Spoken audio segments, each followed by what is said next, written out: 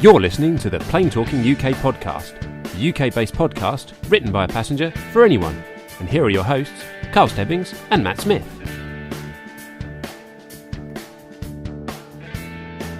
Hello and welcome to episode number 121 of the UK Plane Talking UK podcast. Captain Al is putting me off here. That's a good start to the show. So welcome to Farnborough International Airshow 2016. Joining me as always is my co-host Matt. Hello, good morning. Hello, good morning everyone. Well, yeah, I don't know what else to say really. Good morning. It's a bit of a sort of, it's a weird day, isn't it? Because obviously yesterday was such a big day for all of us here, because we had the big APG multi-podcast sort of meet-up over at the Hogsback Hotel, and it was just such a wonderful day, wasn't it? It's just a great day. Yeah, it was absolutely fantastic. A great night as well with our new family, really. Yeah. So we are here. It's what's the time check? It's 20 minutes to 12 on the Sunday, and the weather's slightly overcast, but that's not going to put us off. There's going to be some great flying displays at Farnborough this year, and joining us here at the Media Centre live round the table. We've accommodated an entire table here. We've got some guest hosts with us. So introduce yourselves. Hi, this is Brian Coleman from the Airplane Geeks. You forgot for a minute then, didn't you? It's actually my speech impediment, and that's what I blame it on all the time. Absolutely. Yes. Regular listeners to the show will need no introduction for our next guest. Oh no. Hi, this is your MaineMan Micah. I think I must be from the Airplane Geeks because, look, it says so on the label. Yeah, we're all wearing the badges. But also, as you all know, from just all of my favorite podcasts, which we'll talk about more later in the show, but marvelous to see you and to meet my brothers, Brian and Al and Carlos and Matt. Hello, Carl. Isn't he lovely? He's too nice. Too nice. Oh no, we're going to steal him. Yeah. I've already confiscated his passport. Have you? Good. Yeah. Excellent. That's good. And a very good morning to you all. It's Captain Al here, and as you can probably see and hear for everybody sat around the table, the cumulative beer drinking is starting to have an effect. Absolutely, yeah. Whose idea was it to do a show in the morning? I know. But we also do have some of the listeners here with us in the media centre here. If you want to come round this side, guys, and just climb over the balcony and just move along. If you stand here, there we go. And good morning, David Harris. Morning to you. Hi. So, David, you're one of our listeners. Hopefully you enjoy the show. Brilliant. Really good. Great. And David, you're enjoying Farnborough 2016 so far? Yes. Good. Well done. And Sjoerd, you... Hello. Hi guys. It's Sjoerd Bakker from the Netherlands, regular listener for a couple of years now. Very happy to be here, and good luck with the show. Great, thank you. We're going to need it, yeah. We've also got our resident photographer here, Dan. So good morning, Dan. Good morning, everyone. So Dan, what's the count so far for photos from Farnborough? Have you had a count yet? I can't tell you just from Farnborough, but I know I'm up to over 11,000 now from the 2 air shows. And you've got to edit all those photos and stuff. Most of them, yeah. Not all of them. And just to say, for anybody who's not had the opportunity to have a look at some of Dan's photos, they are truly awesome photos that you take. I know that not all 11,000 of them are going to be award-winning, but I have seen some absolutely phenomenal photos from Dan. So well done. Thank you very much. Yeah, and a quick plug for you, Dan, before we start up the show. So for your photography page on Instagram. Yeah, I'm DH_aviation_photography on Instagram, at Dan Air on Twitter, and I have a website which is yet to be published, but that's danielhanningtonphotography.com. Yeah, we're Check him out. definitely looking forward to getting some of the pictures and posting them on the Airplane Geek site as well, and from the event last night, because that'll be great. 500 from last night. Wow, 500 photos just from last night's meetup. My word. All right, Max might not be appreciative of all 500, so we might have to tone that down a bit. Yeah. Absolutely. Cool. Anyway, this is lovely, but we need to start the show as we do. It's a very short show. I know we've got a few chosen news stories for this week, haven't we? So we are going to start the show then, as we do each week, with our rundown of the weekly news from around the world and the UK. So if you're ready, Matt. Yes, I'm more than ready. And if you're ready, guys. Absolutely. We're ready. Let's go.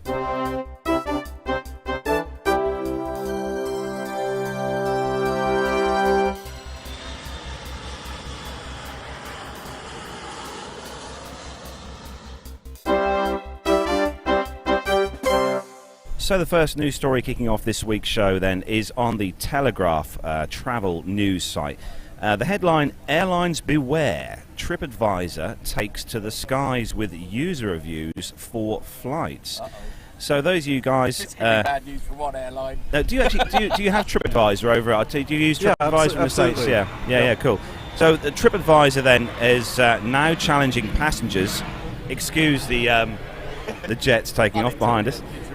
So TripAdvisor is now allowing passengers to post reviews of airlines, a move it claims will demystify what's becoming an increasingly confusing marketplace for travellers.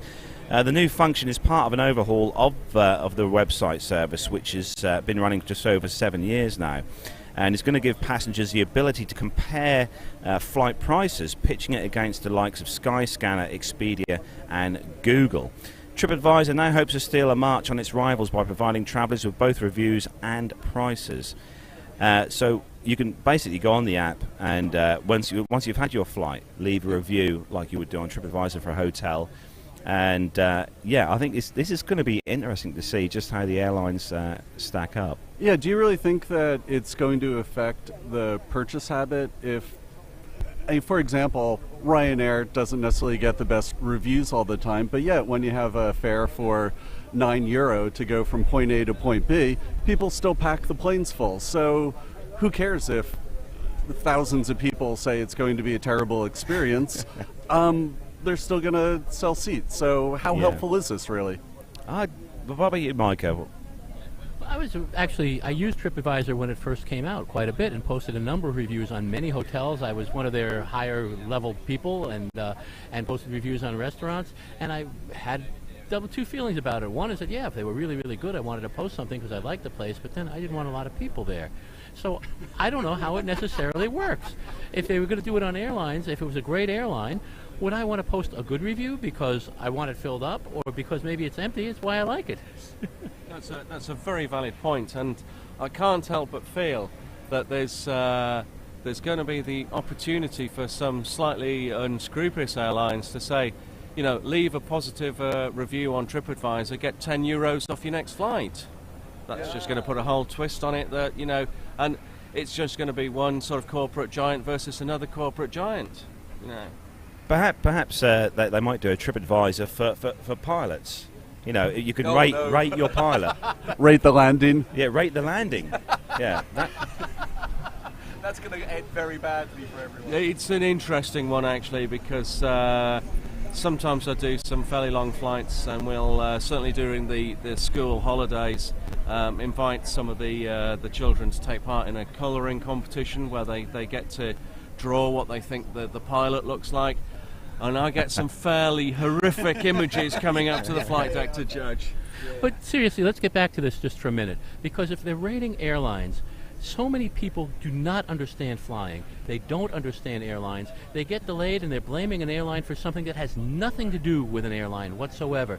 Or they're rating something that's happening on an airplane or an experience that has something to do with security and has nothing to do with them. Or a flight attendant that may be having a problem, or rating a landing.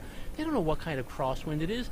Thank God maybe they got down. Very true. So I think that rating airlines on TripAdvisor is generally really a stupid idea because you're not going to get the information that you need, not because people are intentionally doing that, but they just don't have the understanding. They think they're driving in a coach, which is a wonderful thing to do, okay? But they think it's as simple as driving in a coach, and Matt took a long time to get his license to do that, but Captain Al took a long time. Captain Al took a longer time to get his certificate to fly.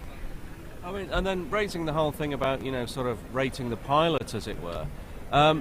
There are many pilots who are perhaps not the world's best communicators when things aren't going well, but when you get on an aeroplane, do you want a comedian flying the aeroplane, or do you want a pilot flying the aeroplane? Because sometimes the people who are not the natural entertainer, the natural communicator, are very, very good pilots. So some of us are fortunate that, you know, we have the gift of the gab and the ability to fly the aeroplane, but many aren't. So is that going to be something that you judge your pilot on? How well does he look? You know, are his trousers perfectly ironed? Does he, you know, got a snazzy looking shirt? You know, does he have a trolley bag that doesn't have squeaky wheels? You know, these are all absolutely, you know, nonsense things. So I'm very much in sort of Micah's camp that what we're asking people to do is write reviews on a subject that, without being disrespectful to passengers, that they do not know all of the details.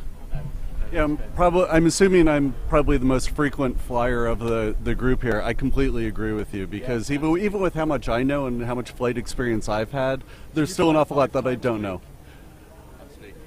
Now, Wow. I'm just going to chip in here. Actually, very excited to say we've got a couple of extra listeners. We have just joined us up. Now, I was practicing this last night because I always get it wrong. I know I always get it wrong, and so I was practicing, I'm delighted to say that we've now been joined by Masha. And hang on, brace yourself. Hertz. Very, very, very good. I'm impressed. Yay. I'm very impressed. Absolutely, yeah, absolutely. So, welcome, Masha. Thank you for joining us. Yeah. Thank you. Lovely to be here. Absolutely. And Nelson, hello, welcome on to the show. Hello, good morning, everyone. It's a pleasure to be here with you guys at Farnborough. Hey. Yeah. This is very good. We had we had a lesson in it last night, didn't we, on how to pronounce it. It was basically we were sat at the bar, weren't we? Myself and Micah, and I can't remember the guy's name, but he was taking lots of photos and at the we were all involved in a big APG meetup last night, and we were sat there, and it was basically you say farm, but so it's like farm but a farm, and then pretend you're cold, bruh. So that was how we would describe it. So it was Farnborough. Okay, it is a bit breezy here today, isn't it? Absolutely, indeed. Yeah. Actually, this is warm for us, but I guess for you guys, this is a bit chilly. I'm guessing. Yeah. That's why I have the flannel shirt on. No, chili is something that we eat, Al and I. Right. Fair enough. Yeah, absolutely. But going back to the story, you're absolutely right, Brian. I was just being mean and spiteful. But yes, you probably. From the passenger perspective. Absolutely. Yeah. From the person who pays my salary, you are probably the most experienced person around the table to pass comment. I'm reading to that what you will, ladies and gentlemen. Yes. Okay, good. Anyway, on to the next story, Carlos. So the next story is one specially for Captain Al, and his head is going to explode when I read the headline to the next story, quite literally. And the headline is, and I can't believe I'm going to say this. Oh yes, folks. Airbus beats Boeing on orders tally at Farnborough Airshow 2016. Absolutely. Oh, dear, boo. Okay, except if I could interject here. No. Boeing releases orders as they come, as opposed to Airbus that tends to wait for trade shows and do the big announcement. So how many of those are orders that have been on the books already, and they're just announcements here? Well, that is a leading question. But going back to the article. So going back to the article, then, so Farnborough this week. So obviously the show's been running all week, and Airbus thumped rivals Boeing to end the Farnborough Airshow trade week with 279 orders and commitments worth $35 billion at list prices. Airbus, which had been behind Boeing initially, leading up to this show, reported firm new deals of 197 aircraft worth $26.8 billion, led by demand for the largest version of its single-aisle A320. That was a bit of a Freudian, wasn't it? I know. Boeing has said it's announced orders and commitments for 182 aircraft. These include 42 that were already on the books for buyers, which were disclosed earlier this week. The Airbus tally included a deal for 62 aircraft that had been announced as a preliminary order a year ago as well. Airbus has ended last year's show in Paris with orders for 421 aircraft worth 57 billion against 331 aircraft worth 50.2 billion for Boeing. So I mean, we've had. Yes. Can I just say, we had the Airbus A350 here at the show earlier this week, and we had the 737 MAX. Yes. Both of them have gone. Yes, they're not here anymore. Just about to say, Boeing's response to this this piece of news was to run away with their tails between their legs, taking their aeroplanes with them, because there's no 73 here, there's no bin liner here. They've bin liner? Yeah. Well, I mean, they've scuttled away. They've taken the signs down from the chalet. There's no stickers to be found. Yeah. It's an admission of defeat. I don't know. Maybe everyone's all hungover from their 100th anniversary celebration. And they still do have here, celebrating the 100th anniversary, one of their newest aircraft, the P-8. We aren't in military news, but the P-8 is here, as well as. But is that not just a 7.3 with a roof rack? I'm not talking about racks. This is a family show.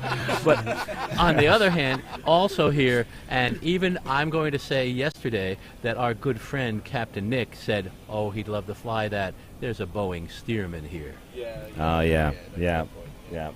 So anyway, very diplomatic of everyone. We'll leave that story now. We all know Boeing will sell far more aircraft. One more thing I just want to mention in terms of Airbus and their orders and all that, with their media relations people like Heidi Carpenter and Justin and Yvonne, they are so civilized and such wonderful folks that I can't imagine they could sell me anything. The truth is that they don't have to really work hard, because they know that they have the superior product, so they can just embrace that fact.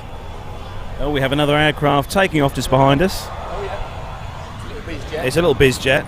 Yep. So we have one more story to cover, and then we're going to just have a quick general chat with everyone here at the show. So the next story is actually one of our favourite kind of stories. It's a top 10, and it's on the credit.com website, but it's the 10 best airliners in the world. Really? Or airlines in the world, I should say. Oh, airlines. Airlines. Okay. Unfortunately, Royal Jet's not on there. It might have turned into a fist fight.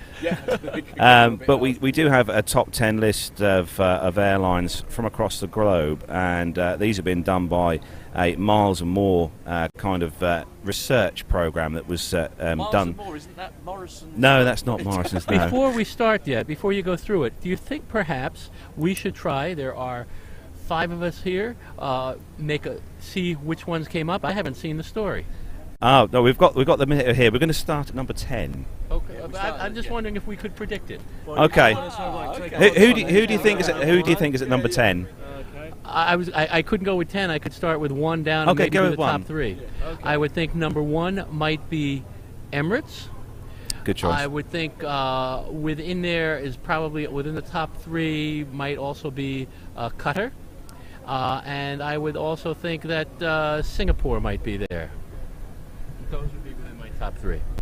Yeah, I definitely think that Singapore is going to be on the top 10 list, but I think they are also overrated and living off of their legacy. No, they deliver a fine product, but I think people always vote for them because they've heard from so many other people, or they had an experience 10 years ago and they continue to be there.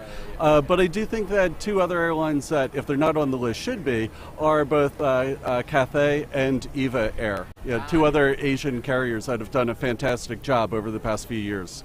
Any comments? Yes. My top 3 would be Royal Jet, Royal Jet, and Royal Jet.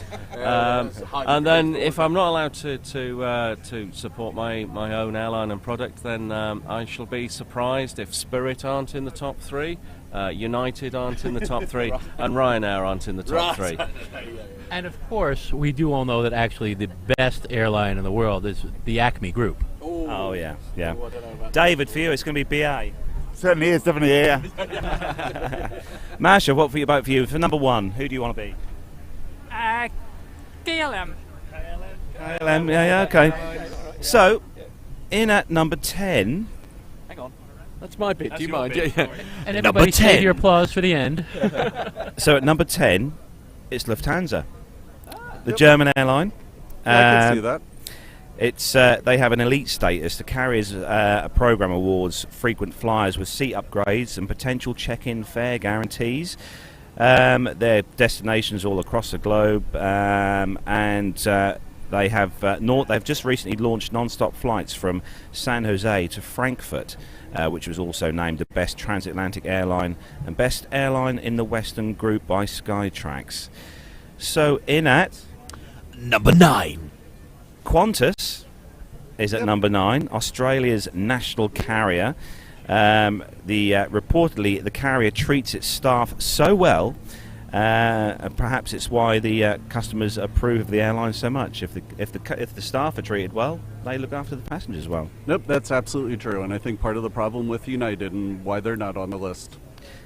So in at number 8 is Eva Air. Yay! That's a Taiwanese airline, and they've also got the Hello Kitty jets. Yep, which I flew on and did a trip report on that plane. Oh Yeah. wow! They've got a thing called Royal Treatment. It seats in the top tier cabin, which convert into fully lie flat beds with a shoe cabinet and retractable armrest and hanger. Interesting. Quite civilized. Does anybody have a Hello Pussy? No. Okay. At home. Yeah, my wife's looking after the cat now. In at what? At number 6? Number 7. Number 7. Sorry. So at number 7, Turkish Airlines. It's been actually Europe's best airline for 6 years running with Skytrax. Flies to more countries than any other airline with 289 destinations worldwide. And yeah, Turkish Airlines got a mostly Boeing fleet. They are, however, the world's largest operator of A330s. Oh dear. Okay, I know. He's there. No, with Turkish, a high school friend of mine has spent the past 15 or so years living in Thailand, and his carrier of choice is Turkish Air, and he continues to say very, very nice things about them. So, yeah, I've never flown on them, but yeah, all good, all good. Number well, you should do 7? because they are the world's largest operator of A330s. They just got an order for so many Boeing aircraft, but anyway. Oh dear. Anyway, number 6. Number 6, Etihad Airways. Yep. I thought that'd be higher. They have one of the world's best first class options. Some of the best catering on board. And they also have some of the best first-class airline seats. So Etihad have plenty to brag about. The company's first-class lounge and spa at Abu Dhabi's International Airport Terminal 3 features a nail bar, a TV room, a fitness room. You could get nails. And a cigar lounge. That's very open-minded in these anti-smoking times. I never thought it was very easy to get nailed in Abu Dhabi. Well, no, indeed. Well, we just have to fly to Abu Dhabi and have our nails done, Micah. Absolutely, indeed. Anyway, number 5. Number 5, it's All Nippon Airways, or ANA, or however you want to say it. Once a helicopter operator, the Japanese airline now flies to around 50 domestic destinations as well as 32 international destinations across North America, Europe and Asia. ANA tied with Japan Airlines for offering the most timely service per a separate report from Flight Stats. The dream destination they have on their list is Tokyo, the ancient lands of temples and karaoke. Hey! Yeah, that's the terrifying thing from last night. I'm having flashbacks. And am I not around thinking that ANA have some of their aircraft liveried in Star Wars? Yes, they do. Yeah, so I agree with them being on the list for their international product. Being a 6 foot tall person domestically, the seat pitch on ANA is a tad bit tiny for me on their domestic flights, but well, if you're 6 foot tall domestically, how tall are you internationally? I thought you would always fly first class, O'Brien, with your status as you are. Unfortunately, the company I work for does not pay for first class, and getting that upgrade is elusive sometimes. Okay. Yeah, absolutely. Anyway, number 4. Number 4, it's Cathay Pacific, Hong Kong-based carrier. Cathay Pacific offers services to 162 air destinations in 42 countries around the world. Amenities included in business class kits offer mouthwash, Jurlic lip balm, day cream and hand cream, amongst other goodies. I mean, that is what I look for in an airline, I've got to be honest. You know, I want a decent range of hand cream available to me, obviously, whilst I'm, you know, that's high on my list of priorities. Never mind the drinks, the food or anything, forget that. You must stay moisturised. Absolutely, at all times, yeah. Speaking of cream, though... Oh, no. Surely the only cream that airlines should be serving is clotted cream on their scones or and ice jam. cream. Very good. Yes, all right, no, you can have that, yes. Bailey's Irish cream? Well, Matt is breathing again now, aren't you? Funny colour there for a minute. There we go with this. Okay, so... I quite like the fact that we've got a clean rating on our YouTube account. Just about. Yeah, absolutely. Anyway, number 3? Number 3 is Singapore Airlines. Singapore's flagship carrier takes customer service to a whole other level, allowing passengers to reserve their main course up to 24 hours before their flight. And as a bonus, that course is also prepared by a chef. Their newly launched system lets passengers bid for seat upgrades as well. You know, I have to say I'm so glad that Singapore came in there, because whenever I come to the UK, I think of Singapore Airlines. Not because I ever flown them, but because I haven't. As you... Apologies for the helicopter. Joys of live OBs, everyone. As you may recall, me talking about my favorite flight that I never flew. Oh, yes. Yeah, and also with Singapore, I'm not sure if this is a good thing or a bad thing, but flight attendants used to have a mandatory retirement age of 25. So really? You could get the Singapore girl, and they, had to give up their job at 25 years of age. Say you could get the Singapore girl. Do you want to elaborate a little bit more? No, he doesn't. It was in front of Buckingham Palace, and it was before the 25 requirement. Matt, stop breathing again. It's all good. Oh, no. So, in at... number 2. Number 2. Now, I'm going to have to pronounce this one in 400 different ways, because we do it differently every time on the show. So, at number 2, it's either Qatar. It's Qatar. Okay, Qatar. We'll go with that, okay. Qatar Airways. Wait, you're leaving pronunciation of English to an American? Oh, okay. Yeah, I know. You're our guest. This is You're a our guest. momentous day. It's a real Don't worry, it'll all be changed in the edit. Yeah, it's fine. And that's supposed to be the British pronunciation. I've always said Qatar. And so do I. Right. And so do they. Right. Yeah. Okay. So the winner of Best Airline Staff in the Middle East will soon expand to South America thanks to its partnership with the continent's biggest carrier, LATAM Airlines Group SA. The young travellers flying on board the Qatar aircraft get the chance to have their very own have their own personalised Mr. Potato Head kit with lunchbox to keep the children entertained on the flight. I've never gotten one of those. So you have to be a child to get them. Now remind me, because many years ago, I flew domestically in the United States, and I have a feeling it was United that used to provide Happy Meals. Really? There was a US. Yeah. That was a long time ago. But yeah. And I remember ordering a Happy Meal flying internally in the United States. No way. Yeah. I'm amazed. Wow. So do we just finish with number 1? No. We've got number 1 coming up next. Number 1 is to come. So, And finally, at number 1. So at number 1 on the list of top 10 airlines, it is Yeah, all right, the suspense is killing me. Come United. Emirates. on. Emirates. Oh, okay. Yeah. So there we go. The airline deemed the world's best airline takes in-flight entertainment seriously, offering music, movies, real-time news and sports headlines, sports games as well, broadcast live. First-class private suites let passengers convert their seats into fully live flat beds with a personal minibar. And they have, quite an extensive network and the largest fleet of Airbus A380s as well. So Emirates is our number 1 airline. And can I just ask just a quick question? Did anybody at this table get 2 of the top 3 and only miss the third by 1? I think we all done. That would be our most experienced passenger, won't it? No, I don't think I voted for number one. I said of the top three was going to be Emirates, Qatar, and Singapore. Wait, how do you say that again? Qatar. Qatar. The argument I don't know. continues.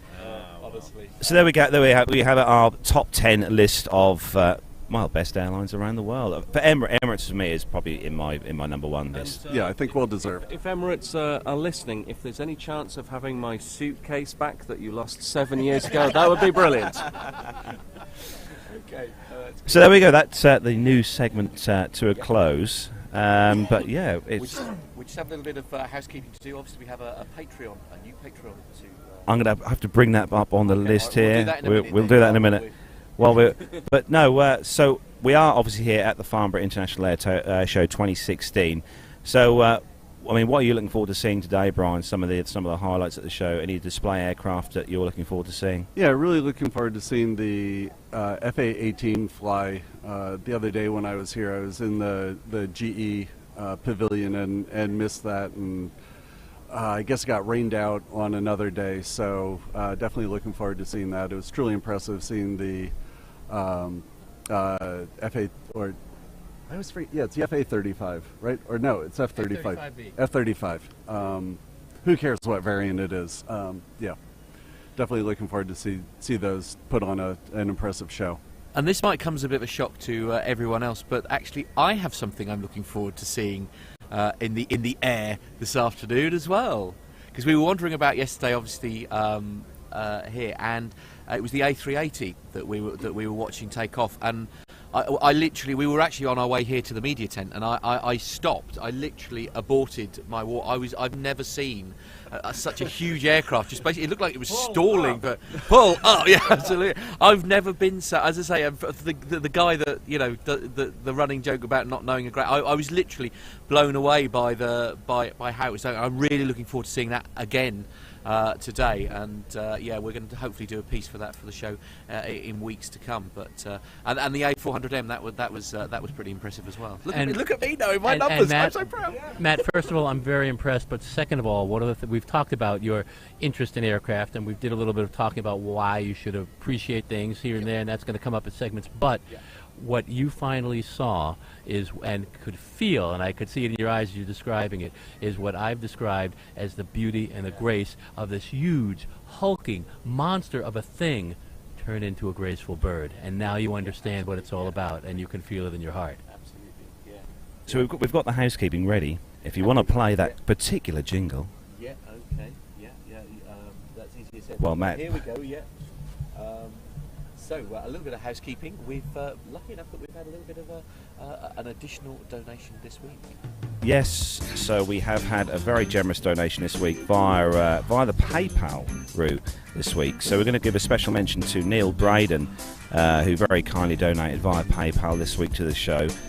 Massive thank you to you, Neil Braden, for your kind donation, and also to all our patrons as well, who have donated via Patreon as well, via the website, which obviously helps us to do what we're doing today here at Farnborough, and also the other air shows and museums which we'll be visiting later on this year around the UK. So massive thank you to all you guys and girls who donate to Patreon and via the Patreon and PayPal. So thank you very much. And can I just say something as an occasional visitor to the Plane Talking UK forum? Usually it's via Skype, so it's an absolute treat to be here in the same balcony.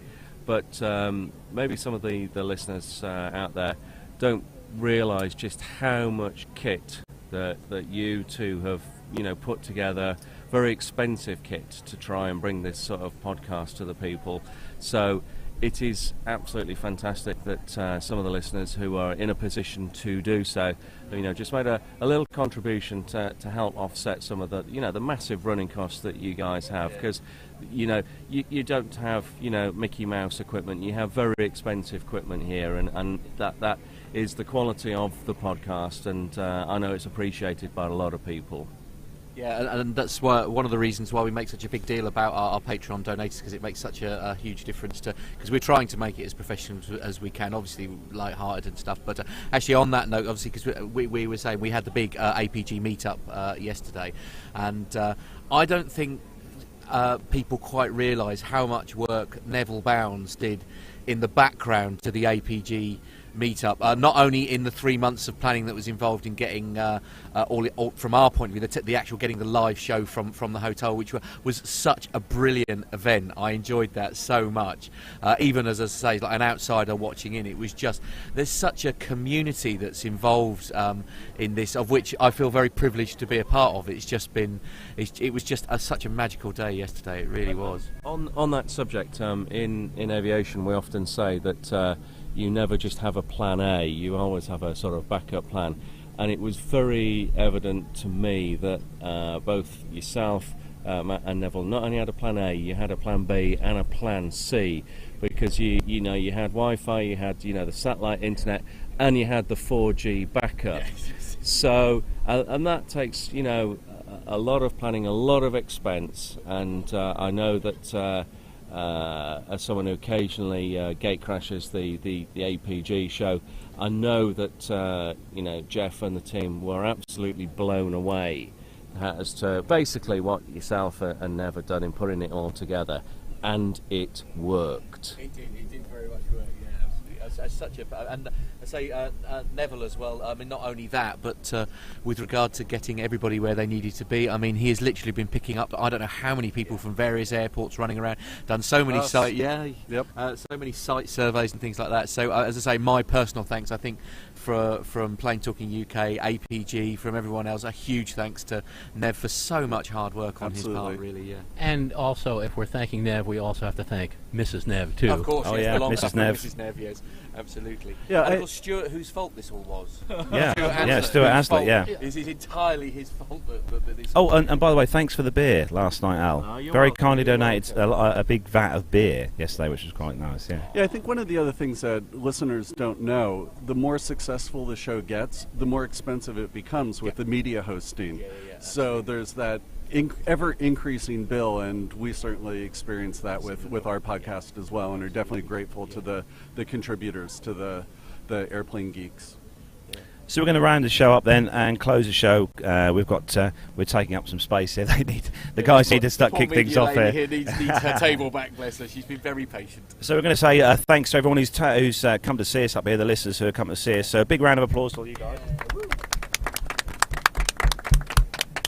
So last words. I hope you've enjoyed the show, David. Good so far. Good.